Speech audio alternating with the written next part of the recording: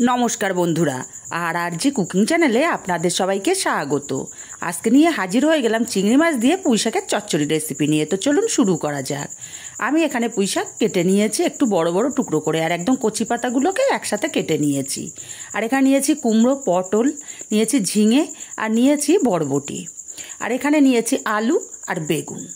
এবার একটা কড়াই গরম করে দিয়ে দিচ্ছি এখানে 3 চামচ তেল। তেলটা গরম করে আমি প্রথমে বেগুনগুলো দিয়ে দিলাম অল্প একটু হলুদ। লবণটা কিন্তু আমি ব্যবহার করিনি।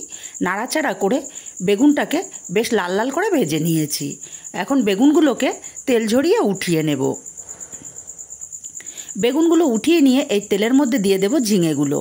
এখানেও কিন্তু লবণ ব্যবহার করা যাবে না, লবণ দিলেই ঝিঙে থেকে জল ছেড়ে দেবে, ঝিঙেগুলো ভাজা হবে না। ঝিঙেগুলোকেও নেড়ে চেড়ে বেশ লাল করে ভেজে নিয়েছি। এবার এখানে দিয়ে দেব কেটে রাখা পটলগুলো দিয়ে সামান্য একটু লবণ দিয়ে দিলাম।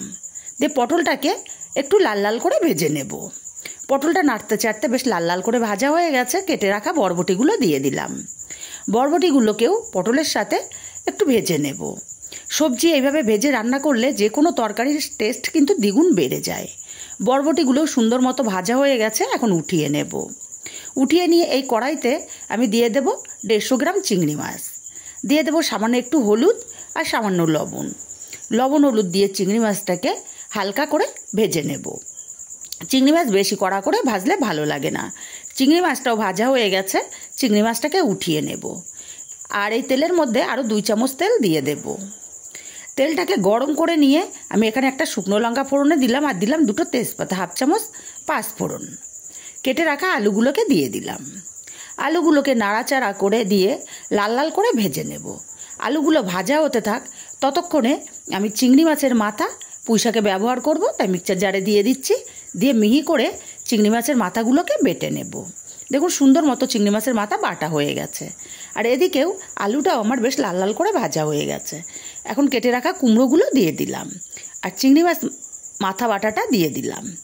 দিয়ে মিনিটখানিক কষিয়ে নেব। এতে করে চিংড়ি মাছের মাথা বাটাটাও বেশ সুন্দর মতো কষানো হয়ে যাবে বা ভাজা হয়ে যাবে।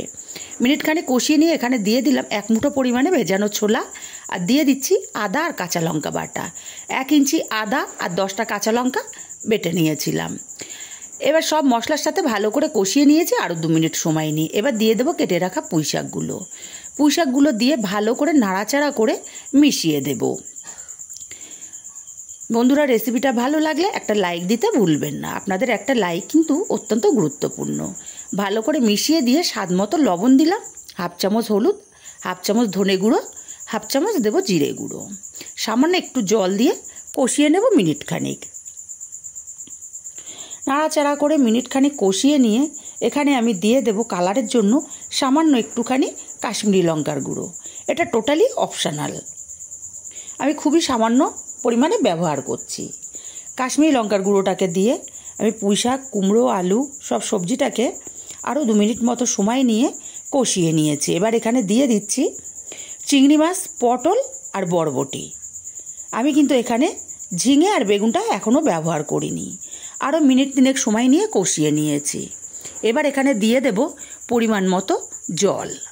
তবে জলের পরিমাণটা খুব বেশি আমি এখানে ব্যবহার করব না, কারণ এই তরকারিটা একটু শুকনো শুকনো হবে। আমি এখানে 1 কাপ পরিমাণে জল দিয়েছি। জলটাকে দিয়ে ভালো করে নাড়াচাড়া করে মিশিয়ে দিলাম। এই পর্যায়ে দিয়ে দেব 1 চামচ চিনি।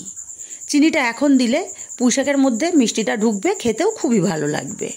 চিনিটাকে দিয়ে নাড়াচাড়া করে মিশিয়ে দিয়ে ঢাকা দিয়ে রান্না করব লো টু মিডিয়ামে 10 মিনিট। 10 মিনিট পর ঢাকাটা খুলে নেব। নাড়াচাড়া করে দিয়ে এখানে দিয়ে দেব ঝিঙে আর বেগুনটা যেহেতু নরম সবজি, ভাজতে ভাজতে অনেকটাই সেদ্ধ হয়ে গেছিলো, সেদ্ধ হতে বেশি টাইম লাগবে না। এই পর্যায়ে ঝিঙে আর বেগুনটা অ্যাড করে দিচ্ছি। ভালো করে নাড়াচাড়া করে মিশিয়ে দেব। দিয়ে ঢাকা দিয়ে আমি আরও 3 মিনিট মতো রান্না করে নেব। 3 মিনিট পর ফিরে এলাম। ঢাকাটা খুলে নেব। নাড়াচাড়া করে দেবো একটু, যাতে তলায় না লেগে যায়। ভালো করে নাড়াচাড়া করে মিশিয়ে দিয়ে এখানে দিয়ে দেব সামান্য একটুখানি গরম মশলার গুঁড়ো। 1/2 চামচেরও কম আমি গরম মশলার গুঁড়ো ব্যবহার করলাম। গরম মশলার গুঁড়োটাকে দিয়ে খুব ভালো করে মিশিয়ে নিতে হবে। তারপরে আলাদা পাত্রে নামিয়ে নিয়েছি। রেসিপিটা কেমন লাগলো কমেন্ট করে জানাতে ভুলবেন না। ভালো লাগলে কাছের আত্মীয় স্বজন বন্ধুবান্ধবের কাছে শেয়ার করতে ভুলবেন না।